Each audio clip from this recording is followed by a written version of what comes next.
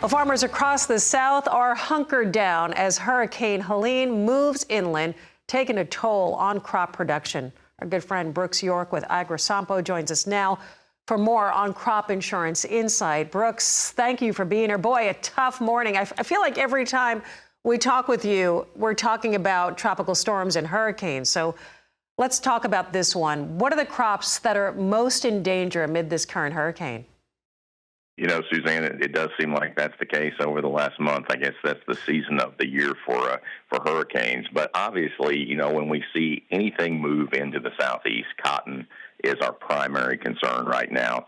As far as impacted by the big rains, the wind, mature peanuts on the ground, it can wreak havoc with both of those crops. But from a larger geography, you know, this storm is going to impact areas even in northern Indiana, northern Illinois. I know Indianapolis is scheduled to have 45 to 65 mile per hour winds. So standing crops in the field with the wind combined with these big rains can cause lodging, and the impacts, you know, may be outside of just that Florida, Georgia area and extend into the Midwest. Yeah, it is far-reaching for sure, and just devastating to see. Brooks, on a more positive note, the corn and soybean markets, they have rallied substantially over the last week. What have been some of the fundamental factors for this rally? You know, not to sound too generic, but uncertainty. Anytime we face uncertainty, the markets get a little jumpy, and the primary factor has been South America, specifically Brazil. If you take a look at drought maps down there, nearly two-thirds of Brazil's kind of gripped in a D3, D4 drought. If you look over into Eastern Europe, too, you're going to see some drought areas there and some key areas. That's been the primary factor in this. You throw in funds that are short, taking some profit here, that's a good combination.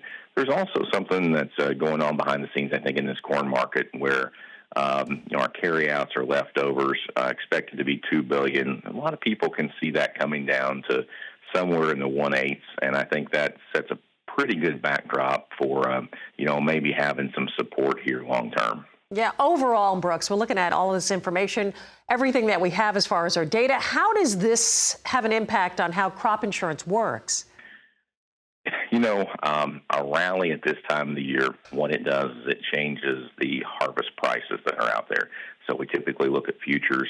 That's used to calculate claims. So during the months of September and October, depending on where you're at in the U.S., it can have a big impact on bottom lines, especially in areas where, you know, claims are prevalent.